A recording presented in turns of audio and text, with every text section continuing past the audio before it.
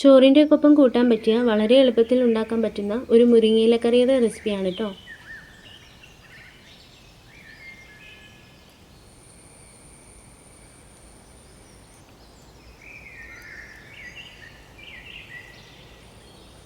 നല്ലവണ്ണം ചൂടായ ചട്ടിയിലേക്ക് എണ്ണ ഒഴിച്ച് എണ്ണ ചൂടായി വരുമ്പോൾ കടുക് ഇട്ട് കൊടുക്കാം.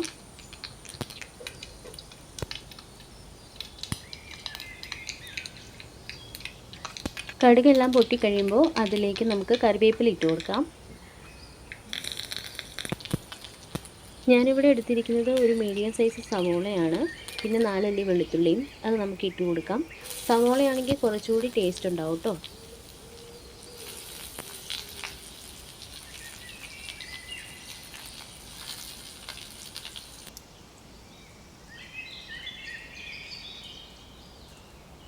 ഒരു 1/4 ടീസ്പൂൺ ഉപ്പും കൂടി ചേർത്ത് നന്നായിട്ട് ഇളക്കി കൊടുക്കാം.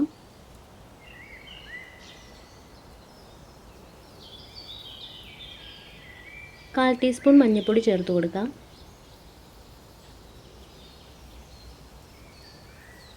നമുക്കിനി കഴുകി വാരി വെച്ചിരിക്കുന്ന മുരിങ്ങയില ചേർത്ത് കൊടുക്കാം. ഈ ഒരു ബോളിന് 1 കപ്പ് മുരിങ്ങയിലയാണ് ഞാൻ എടുത്തിട്ടുള്ളത്. മുരിങ്ങയില നന്നായി വാടി വന്നതിന് ശേഷം നമുക്ക് വേവിച്ച് വെച്ചിരിക്കുന്ന പരിപ്പ് ചേർത്ത് കൊടുക്കാം. നേരത്തെ ഉപ്പിട്ട് വേവിച്ച പരിപ്പായതുകൊണ്ടാണ് ആദ്യം നമ്മൾ ഉള്ളി വാടാൻ മാത്രമുള്ള ഉപ്പ് ചേർത്ത് കൊടുത്തത്.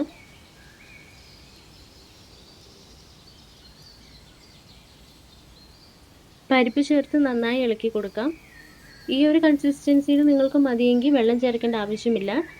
ചാറായിട്ട് വേണം എന്നുള്ളവർ ഒരു 1/4 കപ്പ് വെള്ളം കൂടി ചേർത്ത് കൊടുക്കാം കേട്ടോ.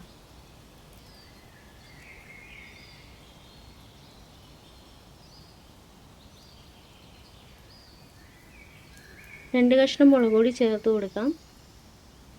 അങ്ങനെ നമ്മുടെ കറി റെഡിയായി കഴിഞ്ഞിരിക്കുകയാണ്.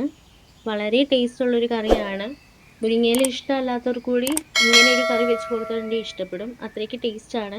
ചോറിൻ്റെ കൂടെ കൂട്ടി കഴിക്കാൻ ഇത് മാത്രം മതി. അതുപോലെ നല്ല ടേസ്റ്റുള്ളൊരു കറിയാണ്. എല്ലാവരും തീർച്ചയായിട്ടും ഒന്ന് ട്രൈ ചെയ്ത് നോക്കുക. ട്രൈ ചെയ്ത് നോക്കിയിട്ട് ഫീഡ്ബാക്ക് അറിയിക്കുക.